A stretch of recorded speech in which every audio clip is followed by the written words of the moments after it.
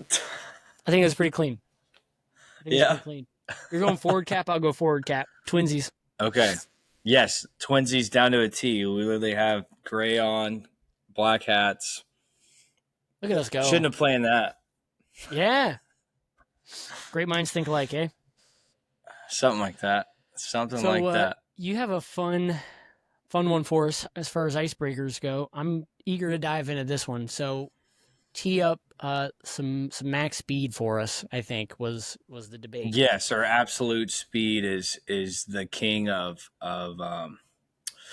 all like speed, athleticism qualities for training athletes. That was kind of one of the ideas that was kind of smacked around a little bit in one of our meetings at the gym. So it was interesting conversation just talking about the idea behind if max speed should be what we hold in regards to everything else in athleticism, and that should be what we are trying to push the needle the furthest on with all of our, I would say, more athletic things. Because I would kind of argue, and this is, I think, another way too, is that like strength is its own quality, and then speed and athleticism is its own quality, and then those are like combined together.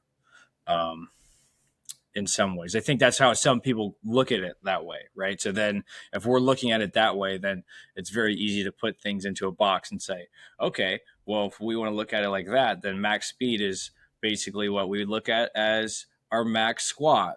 And then everything is based off of the percentages of those two things. So I don't know if there's a question there, but I think it's just something for us to talk about and maybe see like if that is that something that you believe, and then I can talk about maybe my thoughts on that as well. And yeah, it was just an interesting thing that we kind of talked about in a meeting. So It's a good philosophical question. I want to preface with this is my own opinion. To each their own. I wasn't at that meeting or gathering, so there's context here that I may be missing out on as I'm speaking. So I don't sure, want to act like I'm trying to drag anyone through the mud because I'm not. But do I think max speed, right? Do I yeah, think max speed is the end all be all for all things in sport? You already know my answer. Of course not. It depends, I think, on the athlete's age. Um, I think it depends. Like if you're talking a youth athlete, like 12, mm, versus a college kid, don't get me wrong. Max speed absolutely is critical in almost all sports. I struggle to think of one where max speed is not important. yeah, You can get into the weeds with: are we talking about max speed, or are we talking about acceleration? Are we talking about top end speed? Are we talking about linear or lateral? Because most yep, sports exist in that frontal plane of side to side. mhm, Um, and of course, I'm a firm believer that strength underpins speed. Meaning, if you want to be fast, you have no shot at that if you're not able to apply force. yeah, Right? We talked about that, you and I, a lot of times when we yeah, had really young athletes. If you struggle to bench the bar, or if you struggle to squat with a barbell, good luck being quick because you cannot be rigid. You can't produce force. So yeah. you're gonna have a hard time being quick. So yeah, I think max speed is certainly important, but again, kind of what dimension we're talking about speed in. Like we had our running episode, and we had Yeah. our friend and former colleague Mike, um, who talked about it. He'd love to come on and basically put a clinic on for us and talk about speed and acceleration. Please. And I think it would talk circles around certainly me. Maybe you might. Me and you for sure. Me and you Yeah. for sure. No, So I'd be eager you to can get talk for me. I would be eager to get his take on it. But no, I don't think it can be the end all be all. But it certainly is important. But there's other things in athleticism, like resilience, right? I mean, there's no point in being the fastest on the field if you're super susceptible to injury. Yeah. Like you're gonna have one good game a season, and that's the first one, and then you're gonna blow things out, and then you're sitting out. Like that's what I mean. So Yeah. yeah, probably not the No, yeah, most. that Yeah, I'm rambling now. You go for it. no, that was interesting. And I think I you made a good point about age and things. And I think one of the bigger debates was like it shouldn't depend on anything. And that was one of the things where, like, in most things in this field, it depends, right? And there's a lot of different factors that go into this.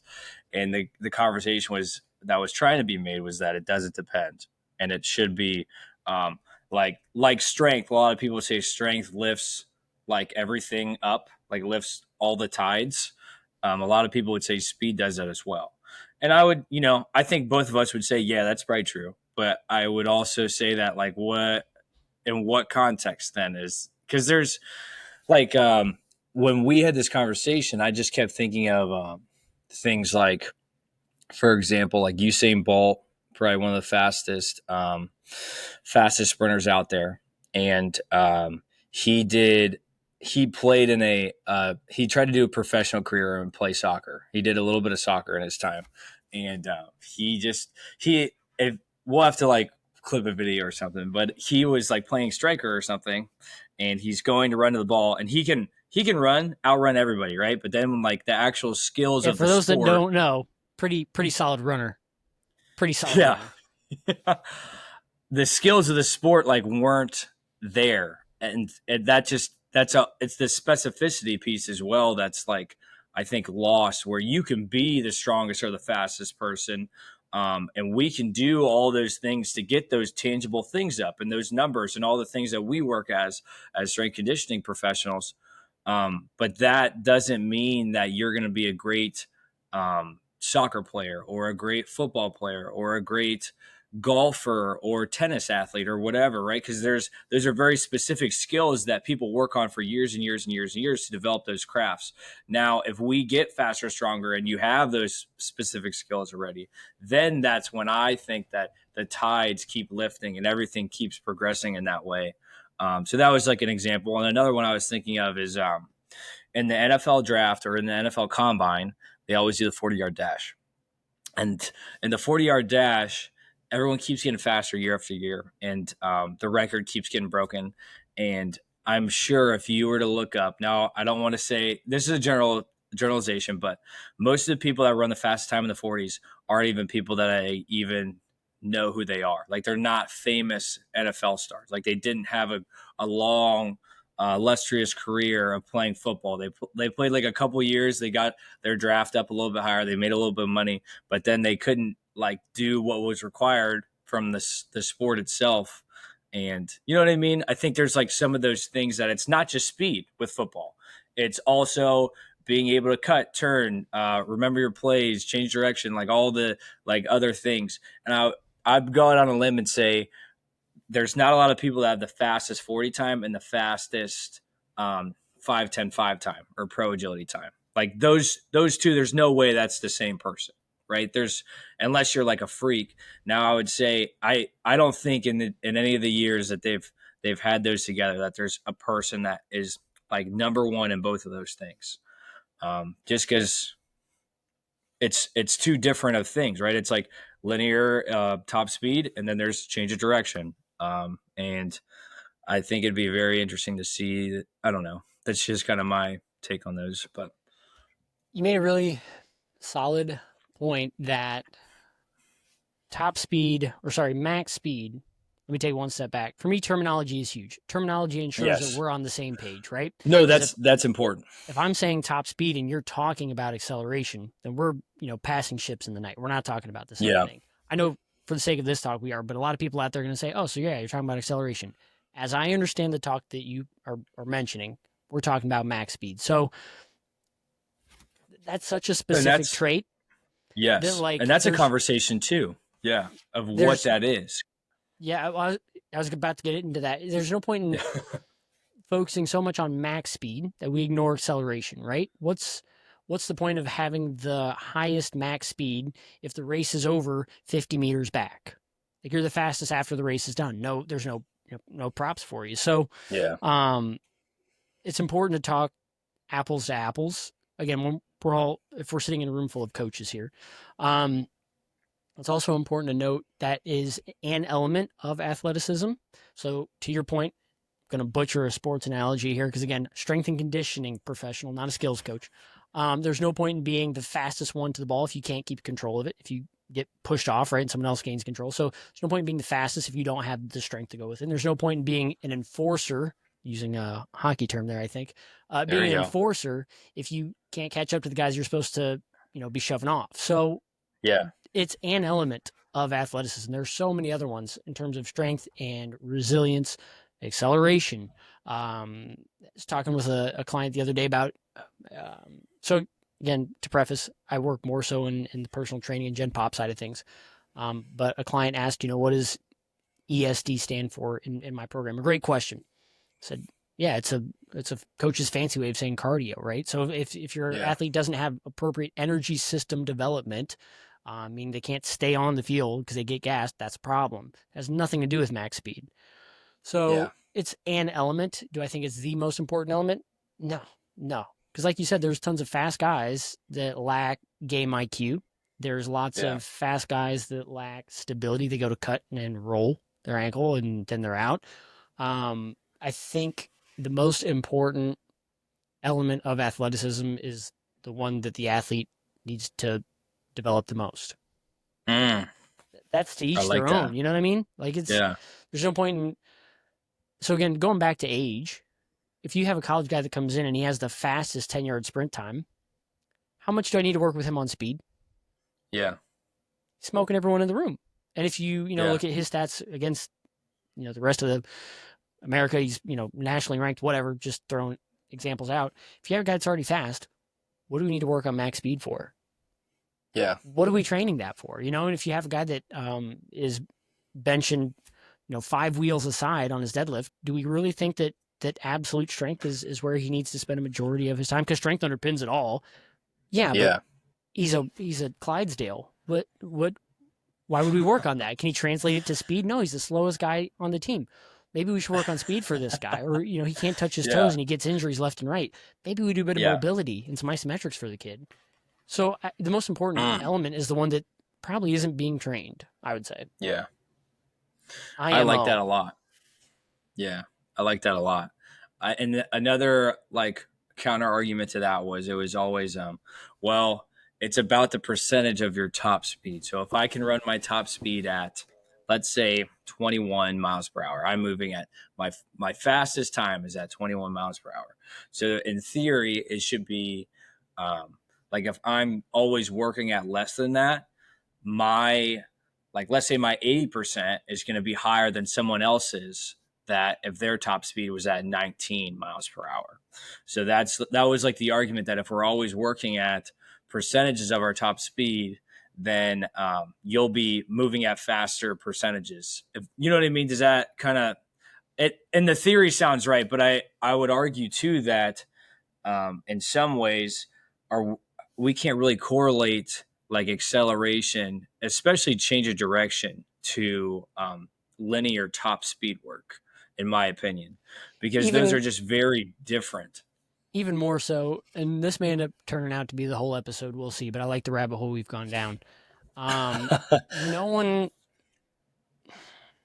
I don't like to speak in absolute, so I'm going to say Yeah. this with a couple of caveats and asterisks here. But no one jumps at a percentage of max. Sure, you can load a percentage Mm, max on their back, right? But to leave the ground, you have to put force down, right? Good luck doing a broad jump at 50%.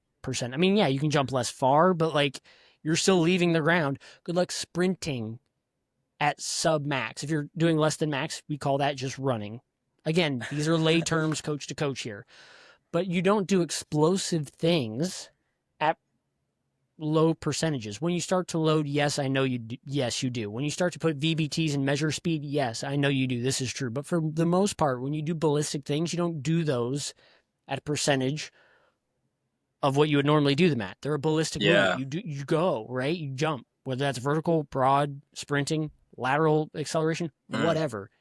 You don't typically do those things at a percentage of speed.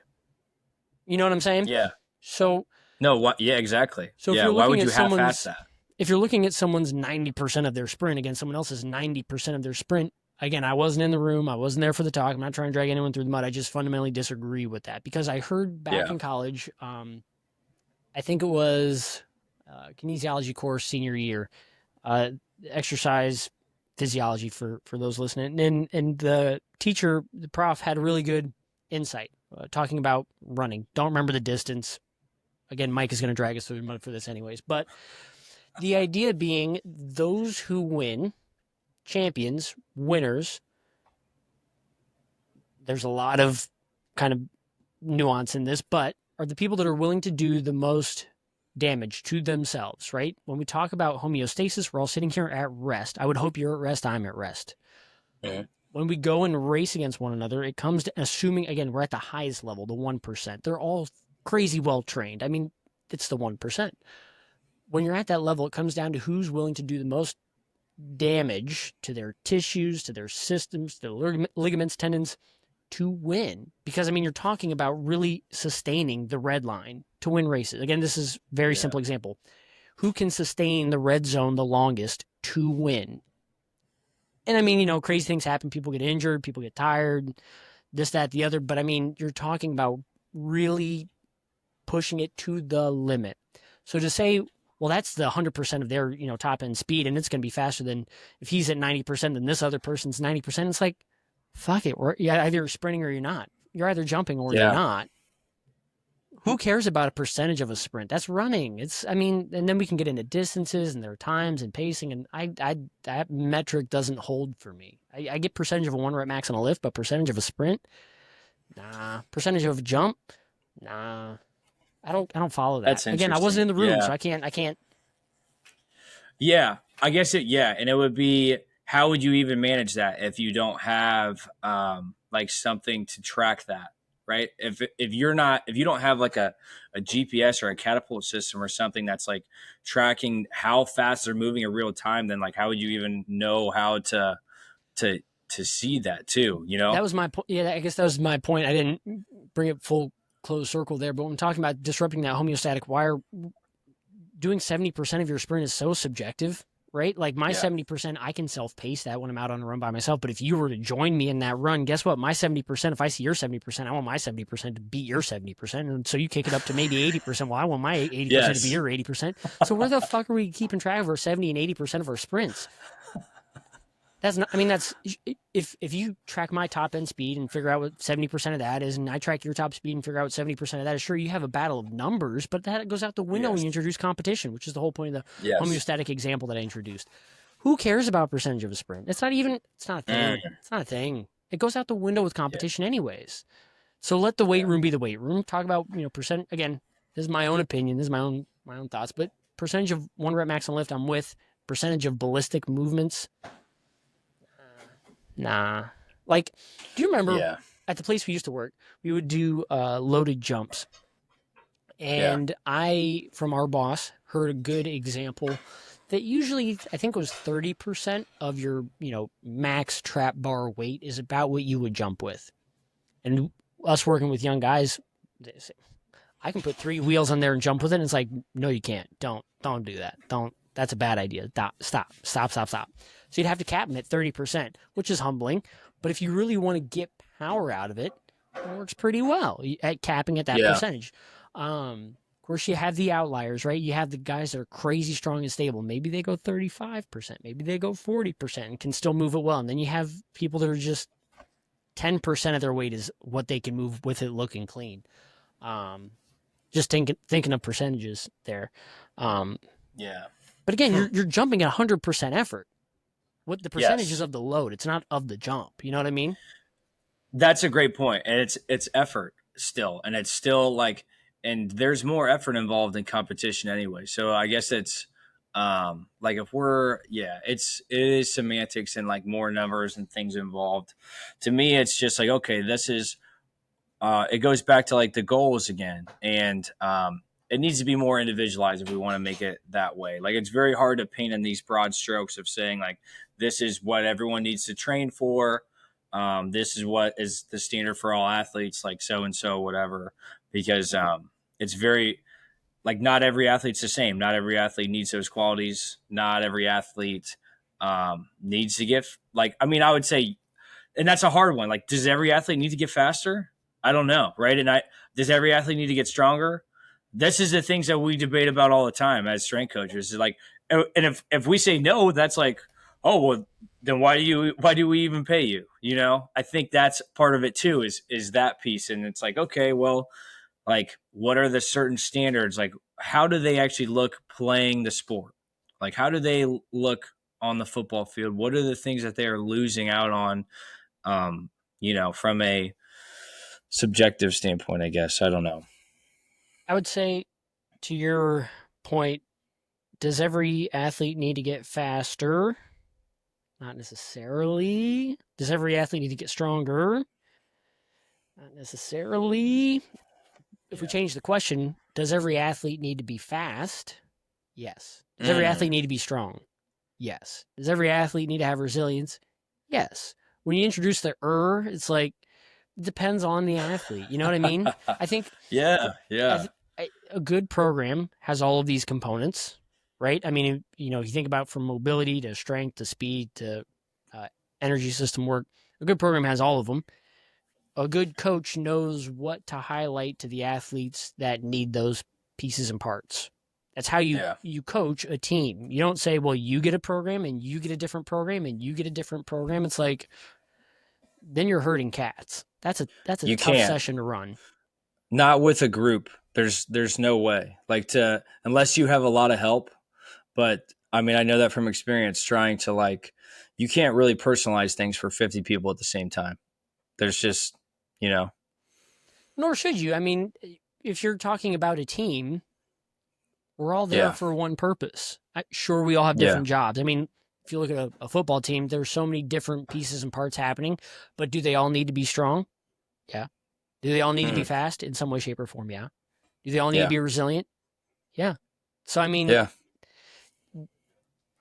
yeah, they all need some part of that Yeah. full program. Interesting. Some need a bit more speed than others, some need a bit more strength than others, but they all need strength and conditioning. That's why there's both in the title, you know? Yeah. That's a Yeah. fun one. Yeah, that was good. I mean, shoot, we just ran around that for like 20 minutes. That was awesome. I think and that's a hard one because I think everyone has different opinions on what that should look like, and that's kind of the art of the coaching and the strength conditioning piece. And and this was another point too, is that it's like, okay, well, I think that we should be working on absolute speed 30 to 40% of the time. And then you could be like, oh, well, I don't think we should be working that much on absolute speed. And maybe it should be less. And that we can still be successful and we can still win championships and we can still have, great results from those things. There's not a one size fits all approach to this. And yeah, I guess that's Not to sound like a broken record, though, but find your systems, right? To the coaches out there, if yeah, you think absolute speed or top speed is where it's at, build your program around it, test it, and see how it holds up against others that are doing the strength side of things, and see how it holds up against yeah, those that are doing, other things in their programming. Not saying it's not and the that's answer, yeah. but you got to test it This out. is why this is good. Yeah, Yep. for us to have conversations, for us to go to conferences, circle back, for us to do some of those things where it's just interesting, where you get to talk to different people on their philosophies and how they've done training, the things that have worked for them, and like, okay, maybe I'll try to use that, and I'll try to sprinkle some of those things in. You know what I mean? So it's interesting. Yeah, that was a fun one. I didn't expect us to run the whole episode with it, but I'm glad we did. I like to dive into the Yeah, details with you. yeah, that's been great. Absolutely. You want to take us out, Coach? Yeah. Well, keep following along and like, subscribe if you've gotten this far. We appreciate your viewership and your listenership. So 3, 2, 1. I was early, my bad. See you guys.